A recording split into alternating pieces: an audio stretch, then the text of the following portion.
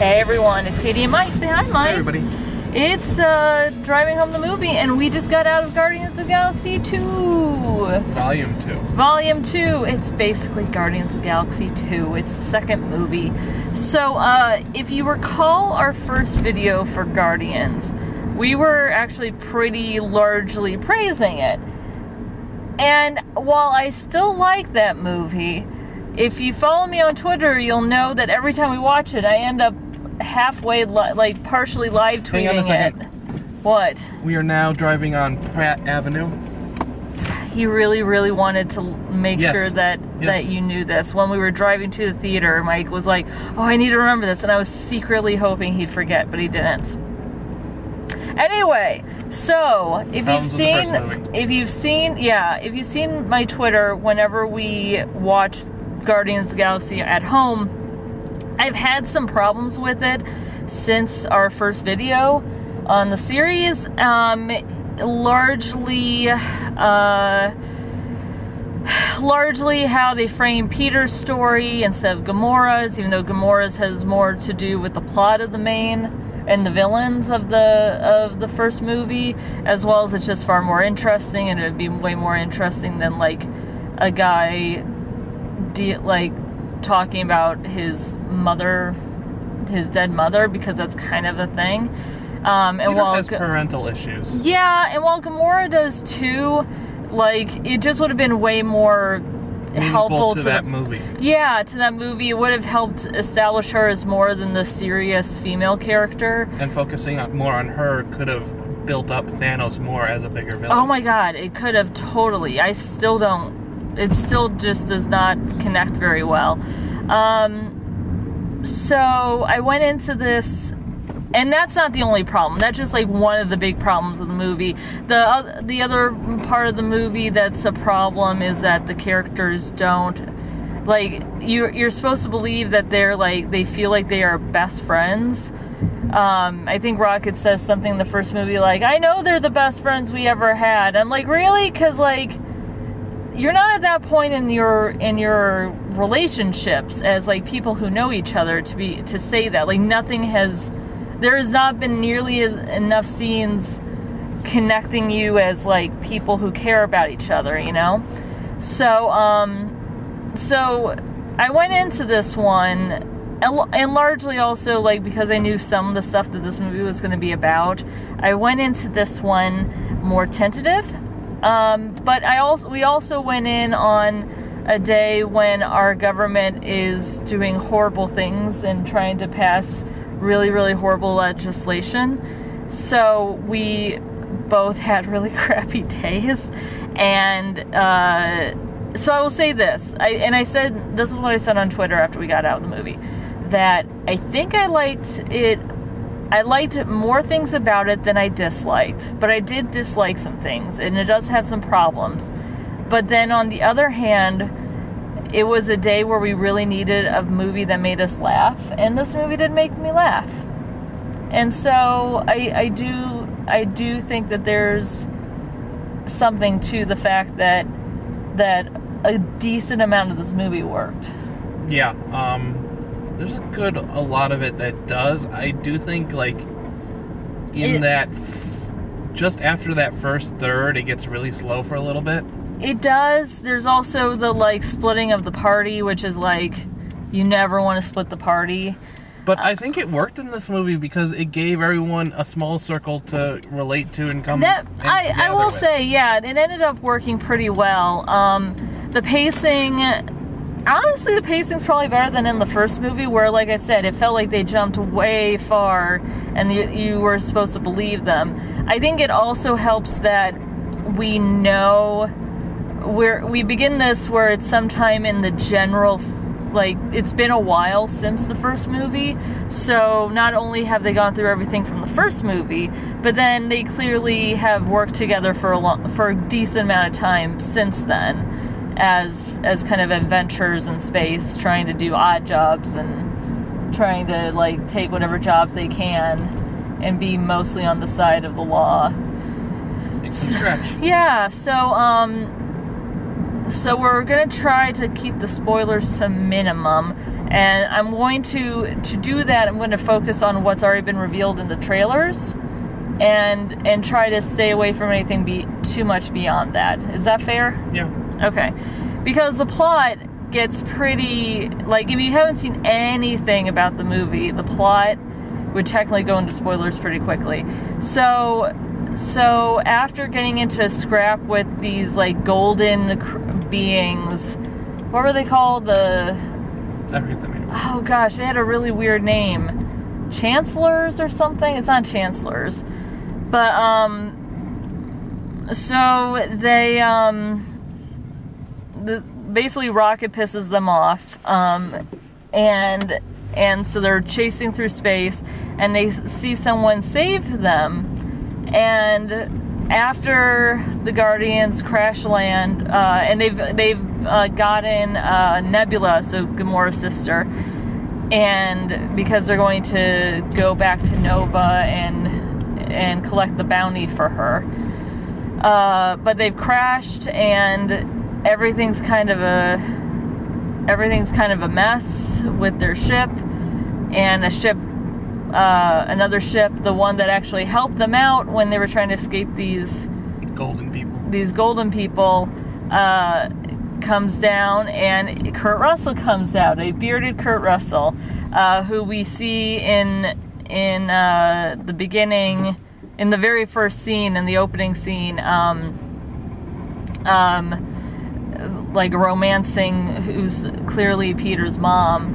So I mean, you kind of, that's the thing, like the reveal of, like, I'm your dad totally already was a thing we saw, you know?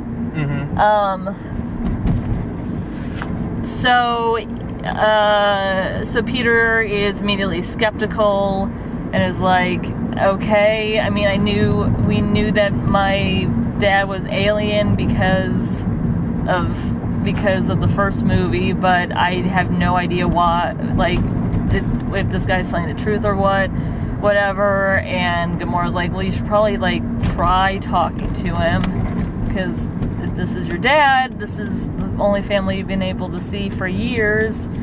So they end up splitting up because Rocket's going to work on the ship again, and he's not getting along with Peter very well because, again, Rocket screwed up the deal that they had done. So Rocket, Groot, and Nebula and Capture Nebula stay behind, where Peter and Gamora and Drax go with Peter's dad, and the movie goes from there. Again, I'm trying to keep everything kind of vague past that in terms of plot, because that's when things get particularly spoilery, and we'll get into that. So something that I think might have been Susanna Polo said on Polygon. I think she was the one who reviewed it, and she had said it's fine.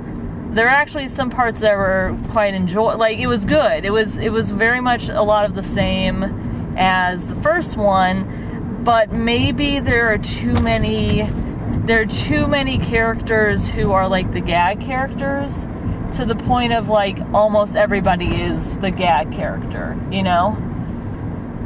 And I kind of get that feeling, like they added something to Rocket's character in this movie, I think.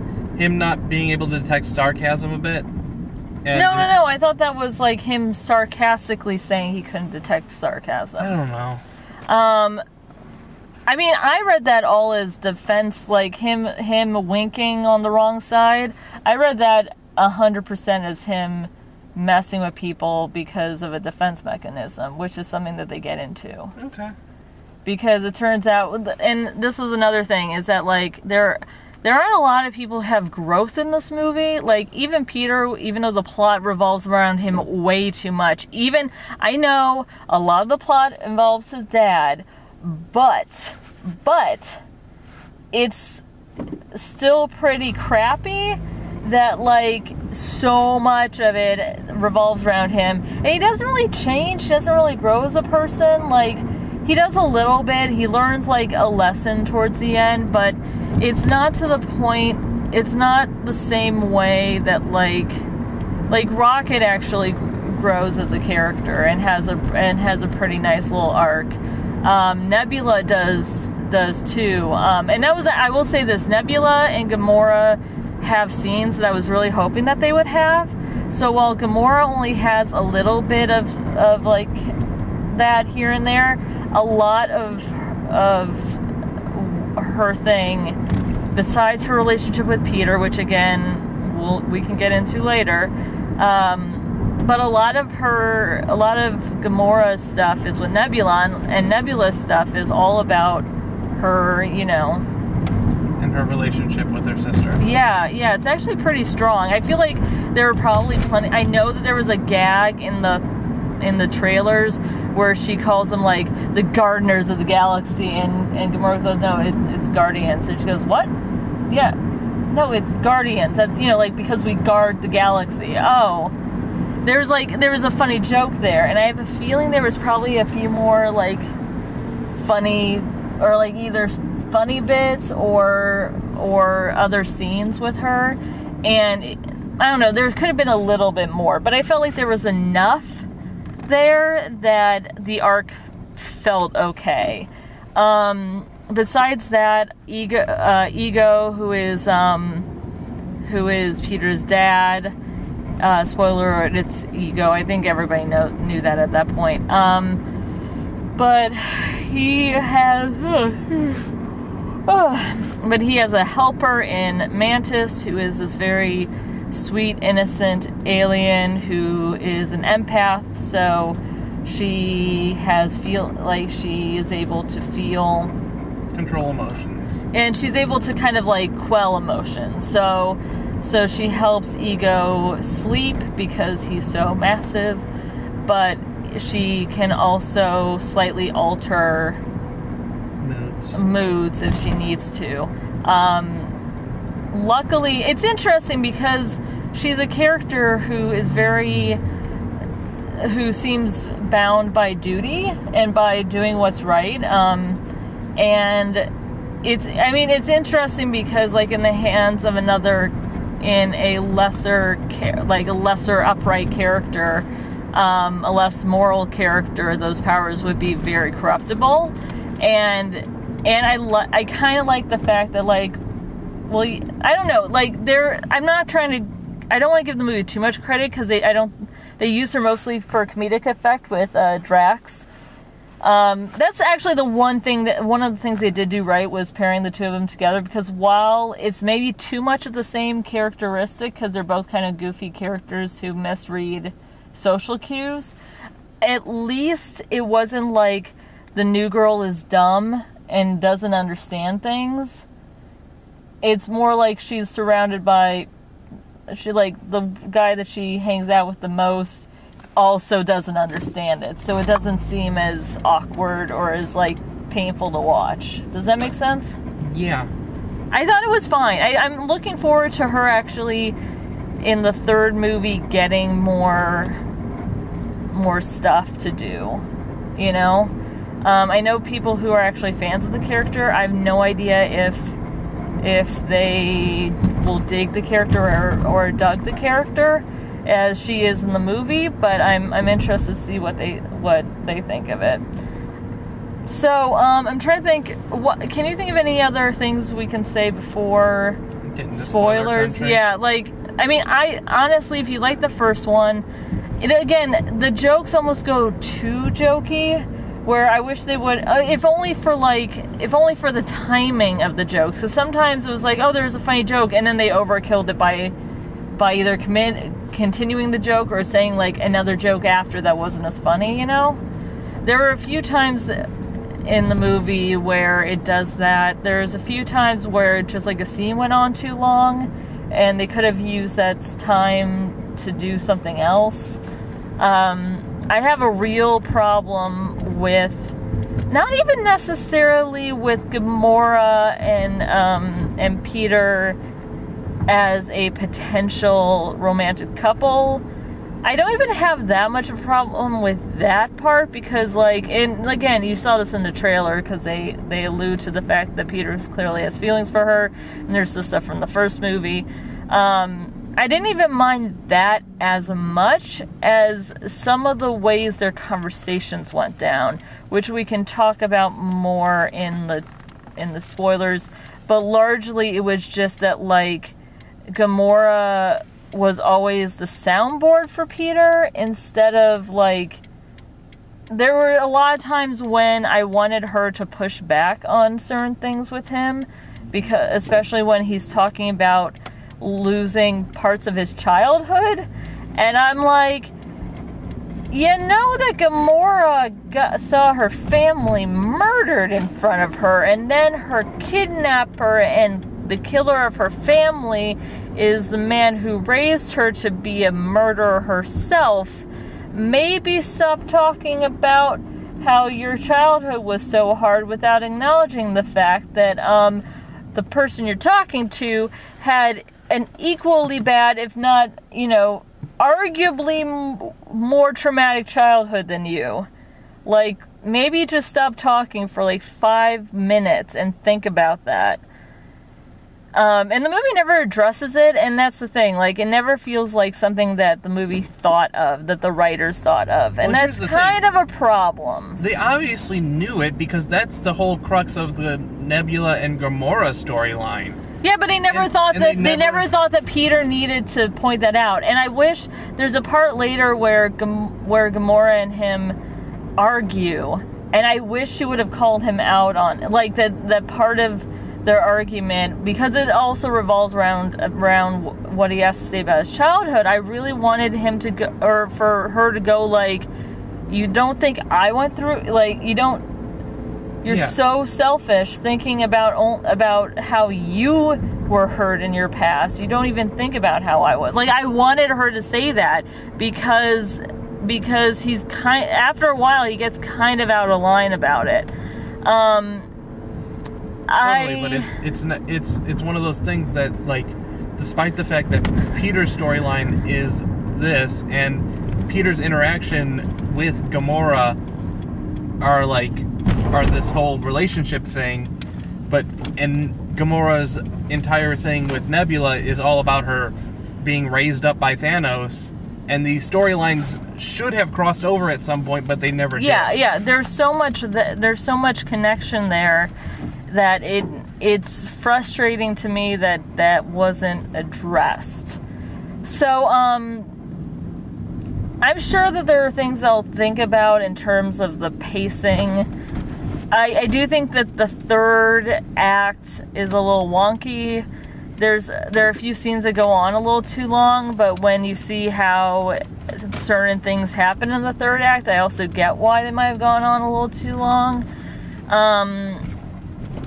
I will say there are things from the first movie that actually get some fill in the blanks and make some of the characters stronger, and I liked that. It felt like they were building off of a lot of the stuff from the first movie, which is good. The antagonists, I know I was gonna say that they are my, like, most favorite antagonist, the main one of the movie, but I thought that they had more of a presence, and you were pretty happy about seeing them, like, get defeated eventually, so that was good. I'm not sure about anything else. If you need a good laugh, if you've seen the first movie and you like it, you're probably gonna like this one. I think it's worth your time. I wouldn't recommend it in 3D. There was very little in 3D. I always like seeing space movies, though, in 3D. I know, but, like, it barely did anything for me. I think it works enough. I would just disagree. I'm sorry. I'm yawning really, really badly. Yeah, I would disagree. I didn't think it was... I could barely tell after a while, and it just didn't do much for me. So, besides that, gosh, I feel like I need to go to spoilers. Do you need to go to spoilers? Yeah, let's go to spoilers. Alright, so again, I would go see it, But for now, spoilers. Spoilers. So, Ego is the bad guy. Peter's dad is the bad guy, and it's really easy to tell this because the golden ladies that are kind of seen as the bad guys in the trailers get introduced extremely early in the movie. They get introduced right after the opening credits, more or less. And so I was like, oh, so they're clearly not like the bad guys. They're clearly just like the protagonist, like the, you know. So yeah, so that happened. It turns out the reason why he was traveling to Earth was to plant, among other planets, was to plant part of his body in the ground so he could eventually use the energy from his main source of power, which is the planet that is his body, to basically become all planets in the galaxy. I guess he said in the galaxy, right? Not just like in the, I'm guessing not in the universe because he couldn't do that much stuff. Yeah, and I do get the feeling there's that line. I think they're only taking over one galaxy because he says that there's that rocket line where we're saving the galaxy again. Whereas if they were saving the universe, they could go, we could totally raise our rates by being guardians of the universe. Oh, so that takes a lot more. Like, that would be really tricky. I also like the fact that, because with most of the other Marvel movies, it's always the good guy just happens to be around when this thing is happening, you know? And in this one, the smart thing is the catalyst to the bad guy's plans. I mean, he's been planning this and he keeps planning it. But the catalyst is that Peter's around because Peter, Ego has been coupling with various creatures on different planets which was weird though because he looked like a human in all of the simulations of what happened, and I'm like, he probably wasn't human on all of them. But they showed him being human. I know. I think it's for the audience. I know, but it just like in my brain, I was like, wouldn't he have changed to? But he also said like, I wanted to seem more human. I'm like, well, that seems weird because humans are only one people and they're on Earth, and like, why would you think that before you knew? You didn't even know life existed. How did you know that was questionable in a movie with talking raccoons and trees. Well, it's obviously that he's just trying to trick Peter. That's true too. He's trying to sell it. So basically, the whole thing with Yondu, the reason why Yondu took him, and we find out that Yondu apparently was banished. He and his Ravengers were actually disgraced, specifically because Yondu he said, like, taking children. And you think, oh, they mean Peter, like, just children in general, that's the rule, and he took Peter, a child. But what actually happened, so that was actually kind of clever, because they kept it vague enough so that you were given information, but not not specific enough that you learned actually what had happened in full. But basically, Peter had all these half-brothers and half-sisters, and half other genders of space alien, I assume, who were brought by Yondu to Ego, but because they didn't have the right celestial whatever, like celestial gene or whatever, they died trying to do what Ego wanted them to do, which was help him fuel his big project to, take over all the planets in the galaxy. Is this a parking spot? I think it is. I think it is. I'm just gonna take Can you parallel really easily without me? Okay, I'll let you go. What I liked about this plot is that, again, it's not. I mean, if there was a MacGuffin, it was Peter, but really it was just the fact that,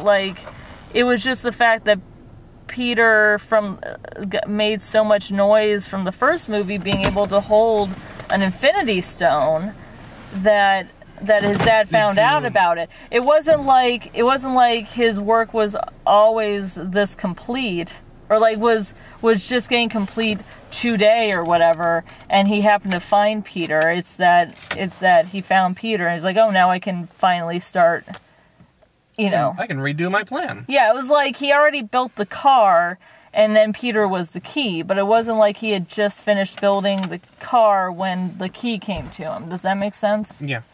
So Mantis is working for Ego, but after she becomes friendly with the Guardians, particularly with Drax, and then actually feels his emotions for his wife dying and his wife and kids dying, that she realized that Ego's plan isn't right, and she ends up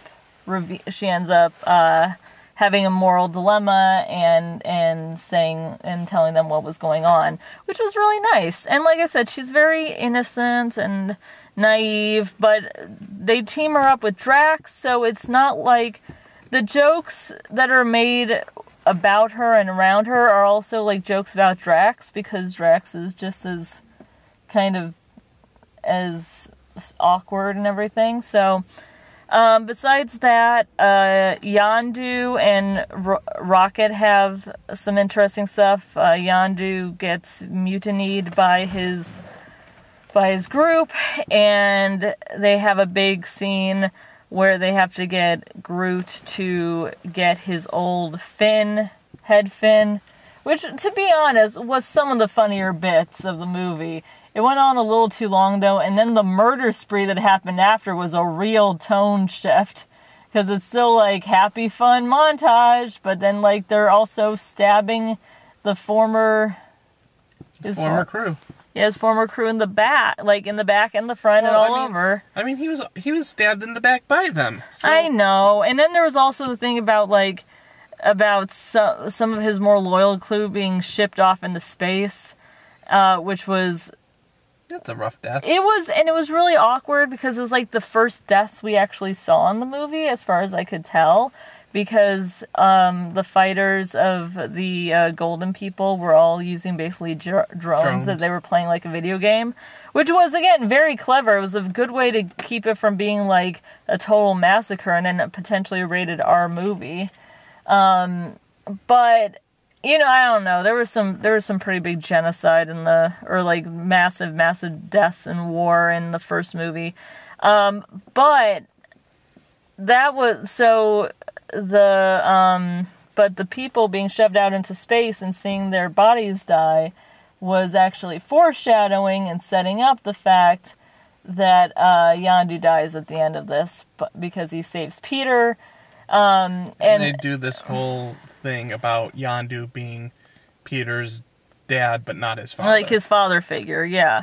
And the fact that, Yondu always told him that the reason why he kept him around was because he was tiny and could fit into small places, but was really because once he found out what Ego had actually done to the kids, which was, let them die, Yondu kept Peter around because, as he says in the first movie, that guy was a jackass.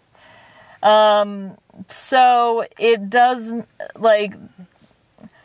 is he redeemed? I like to think, he does help save the world. He becomes an honorary guardian of the galaxy. He has a noble death where all of his Ravagers. Yeah, this was something that was also foreshadowed by Sylvester Stallone, which is not the right choice when you want to give very complex exposition about space, about characters in space. Because I'm he's muttering the whole time. I can barely understand what he's saying. Why did you get this particular actor, very well known for having a mumbly mouth, to say all these lines? Yeah, he mumbles a bit, but it's fine. You catch it later, but there's also some weird sound. The sound editing in this movie is a little off, because sometimes they're shouting over each other when they don't really have to be. Besides that, what else? I think the first third and the beginning, the whole first half has that really lot of pushing Peter and Gamora together, and I just feel on screen they don't really have much chemistry. I like the actors. I'd rather them just not do it because I feel like it's boring. I could at least appreciate the fact that they had where Peter's the one to say, we have this unspoken chemistry, like on the TV shows. And she's like, I have no idea what you're saying. I have no idea what yours is. And then, and he goes like, but if you say that it's unspoken, then it's not unspoken anymore because you've spoken about it. And at the end, he says like, why are you looking at me like that? And she goes, just some unspoken thing. And then they just end it like that. I'm like, okay, fine. If you wanna do it like that, where like, oh yeah, they don't really get together, but they acknowledge that they both have like feelings for each other, then okay, fine. I was mostly happy that Gamora and Nebula had actually some really nice moments, and they have a hug at the end. I also really like the fact that the way the day is saved, besides the fact that Yondu sacrifices himself. But the way the day is saved in this movie is actually pretty much the way it's saved in the first movie. It's the power of friendship, because Peter is about to be overpowered, and Ego is telling him how who are these people? They're nothing. They're just mortals. It doesn't matter. And the thing that saves Peter and the world and stops Ego and like how he overpowers him is by thinking about his friends. So we get to see a few moments from the first movie, just a couple here and there. We get to see, I think we see him with his mom, or maybe like another girl. I think it's another girl. Which is dumb. Why did they show his mom? They had this whole big thing where the first time he gets snapped out of being a battery for Ego was because he finds out Ego put the cancer in his mother's brain, which they never really explain why he did that, besides like possibly like, oh, I knew I couldn't go back there, and the urge was too great, so I murdered her. By the worst way possible, by putting a tumor in her head. Well, it's sort of like that final reveal that, yeah, he's a villain. Yeah, I know, but it makes no sense. Like, it would be one thing if, like, oh yeah, I knew I could save her, but then I thought if I did, then I would, like, want to have her around, and I can't have those. Like, that would have been okay, maybe, but then it's also, like, the whole dead mom thing, and maybe I'm still just really like, and it also illustrates I'm so jaded from Batman versus Superman, where they made this a whole thing, and they do this every time. I'm tired of the dead mom as motivation thing. But I think they did it well here, because I mean, as soon as Peter finds out, he just straight up turns against him. Yeah, I know, I get that, but it's also like, you hurt my mom is a thing. That's a thing, you know? I don't know. I'm torn by it. I still don't get... I would have to rewatch it to see if he actually explains in a good way why he specifically gave her, like, a horrific form of dying instead of just, like, painlessly, you know? I kind of read it as, he still sees mortal beings as lesser creatures. Like, Yeah, I get that. I'm just saying that there's no point. Like, oh, whatever. It's fine. But if he was gonna kill her, he could have found like an easier way to do it, like a less torturous way. That's all I'm saying. Anyway, I don't want to get into this because we don't have the time. So besides that, Groot was cute. Like I said, there was a bit where Groot kept trying to figure out what to hand Yondu, who's in prison, and there's like, that was like the funniest of the little gags. I'm not gonna lie. I think the gag that went too long is the tape gag. Which tape gag? When he goes out to find some tape. Yeah, that was really, especially because like I thought he was being sarcastic, and now I can't. But then like I was like, I can't really tell. Maybe he didn't. Again, there were some other gags too that just felt like they went one or two jokes too long. And I'm totally calling. There's a deleted cut where remember in the first scene where Drax goes, he won't wear a rocket path because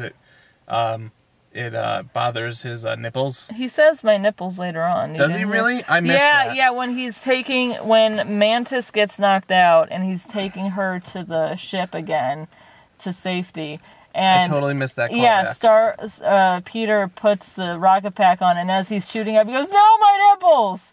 There's a lot of, like, I mean, I'm not a prude, and I wouldn't necessarily call it, like, super vulgar. There's some mildly vulgar stuff in this that I don't think was in the first movie.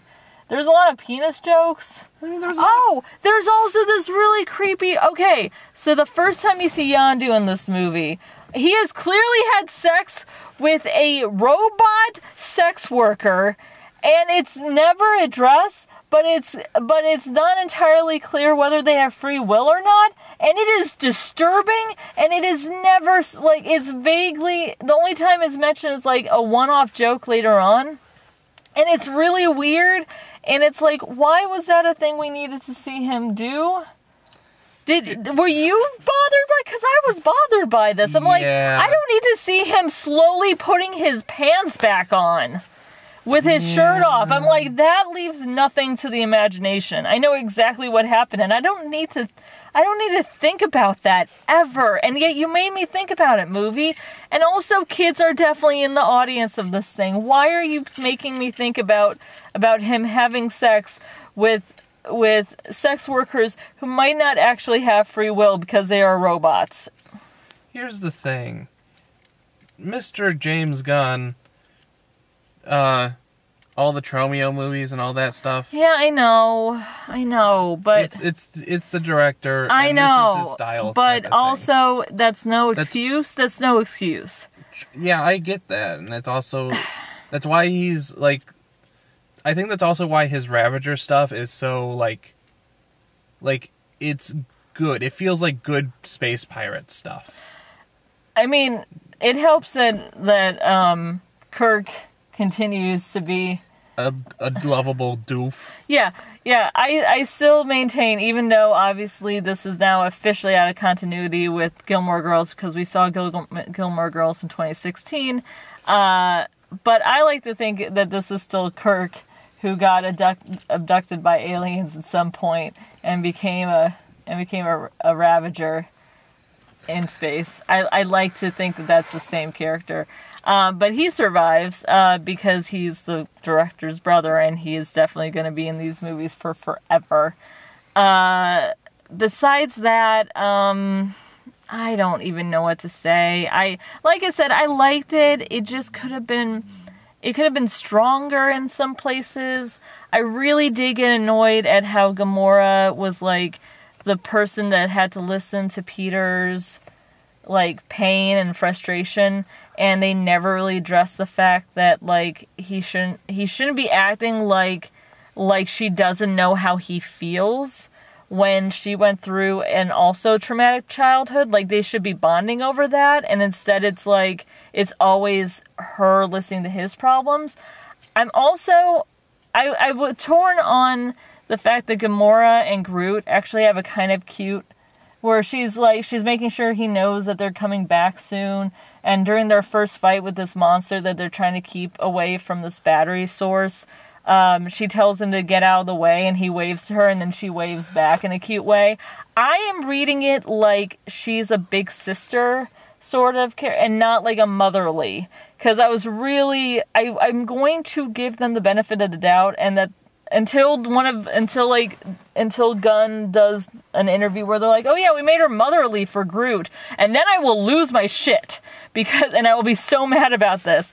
But I like the fact that Gamora has a sweetness with Groot, because she's so serious usually, and there's a nice dynamic with everybody. Even when they were butting heads, you could see that there was some dynamic. Yeah, there was some growing dynamic, even if the dynamic was negative. Rocket had a really good arc where he learns the fact that he pushes people away by self-sabotaging his relationships with people, and Yondu helps him realize that, while Yondu also is kind of coming to terms with the fact that he does that himself. Besides that, I don't know. I just thought that it was pretty good, and I enjoyed more than I disliked. I wish it was a little tighter with some of the scenes. It could have been just a little more deft hand. Yeah, I kind of think that this whole Peter getting to know his father thing. Oh my God, he actually threw a ball with him. I know, that was way... And I knew that was coming because someone told me about it, and I rolled my eyes then, and then when I saw it happening, it was in slow motion, I was like, oh God. And again, it's all about Peter's feelings, and, like I said, I mean, it makes me mad because there are characters in this movie who have also gone through stuff, and specifically Gamora. And apparently the third movie is going to be focusing a lot on her, but they better do a darn good job because Peter has like used up all of his parental angst like quota. That's it for him. He doesn't get any more. And if he gets another plot about himself and how he's a magical star child with a dead mom and a missing dad again or whatever, I will be so mad about that. Oh, also David Hasselhoff is in this movie. Yeah, quick cameo. Like a couple quick cameos. And then he does the ending song.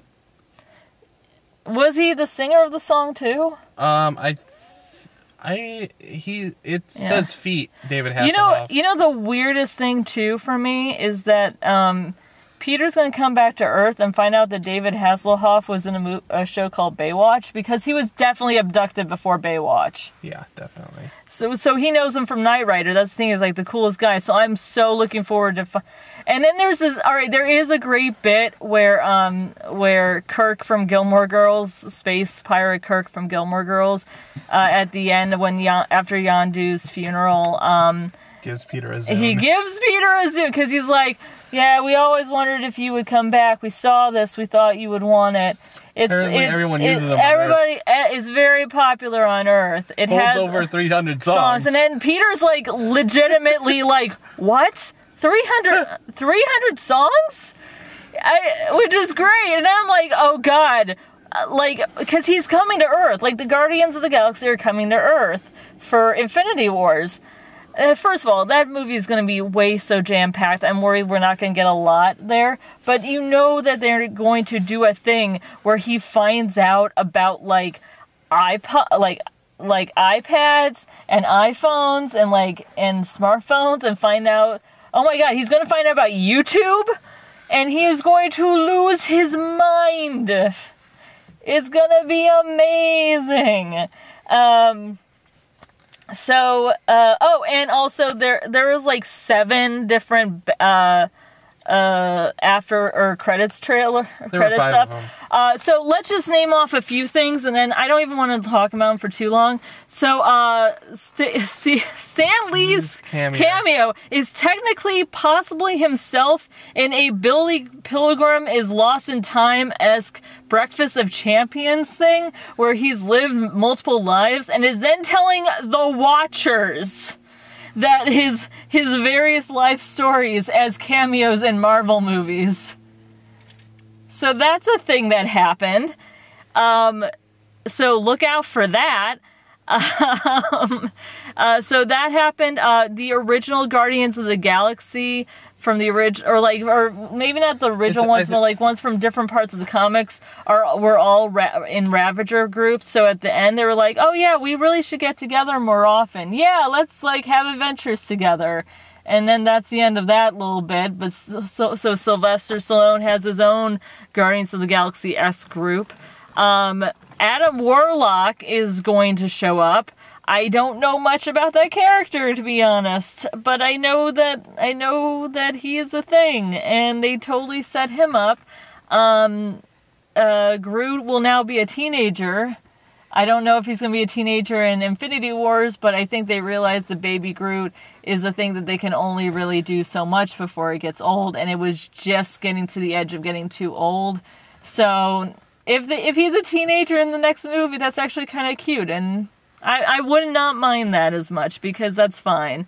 It's something new. It'll be something new. And also, like, you can't really expect Vin Diesel, like, you can't, if you're gonna have Vin Diesel in the movie, you might as well actually have him, like, sound anything like himself ever. Yeah. So, I mean, I think we're gonna actually get, like, young adult Groot by the time we get to College student Groot, maybe. Next time we see him. But I liked the bit of Peter playing the dad. It's goofy, but it's fun. Besides that, I can't think of anything else off the top of my head. It was, like I said, it was pretty charming. It was fun. I needed a laugh tonight, and this gave me a laugh, which was good. If you need a laugh at the movies and you liked the first movie, I think you're probably gonna at least enjoy this, even if there are things that drive you up the wall like it did for us. Besides that, I'm good. Can you think of anything else you wanted to say? I had a point, like, I'm sorry. about 5 minutes ago, and then I let you go on to another thing. I can't remember what my point was anymore. Was it about Yondu? Yondu? I don't think it was. God, it's on the tip of my tongue, and I'll remember as soon as we, like, walk to the house. Yeah. God. I can't remember what it was. Oh. You know what I kind of thought?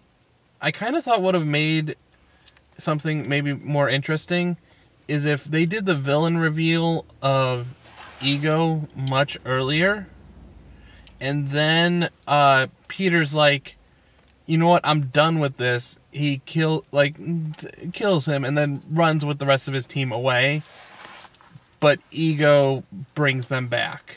Like, you know what I mean? Yeah, instead maybe. of spending all this time with this fatherly bonding stuff and all this time on Ego, maybe we should have had they get out of there with their lives, but Ego starts trying to destroy the galaxy anyway, so they have to come back or something. Yeah, maybe. All right, I'm very tired. Do you have anything else? I think that's it. That's all my stuff. Yeah, I can't think of anything. Like I said, it's fun. I know I will nitpick it once it goes out on By the time it gets to DVD. Yeah, I really will, because I'm sure that there are things that will bother me. In some ways, there were more lines that I just that didn't, like, make me mad, but just made me go like, oh, that was not as good as it could have been. But the first movie was much more of a delightful surprise, and there was a lot of rehashing, but not all of it didn't work. Does that make sense? Yeah. Some of it did work. Yeah. And I think that it benefited from having characters who already knew each other and had those developed relationships. That was actually a really good benefit. This movie really brought in that whole friendship dynamic between them all, and it really worked well in this movie. Yeah, and like I said, friendship saved the day again. And if that's how it is for every movie, I'm okay with that. Now I just need to figure out who's going to dance in the opening credits of the next movie. Because someone's going to do it, because they made it a thing. Everybody's going to get a turn to dance at the beginning of the movie. It's going to be Gamora. That's the joke. She's not the dancer. Yeah, maybe. All right, Katie, Mike, justplainsomething.com. We'll see you later. Bye, everybody. Bye.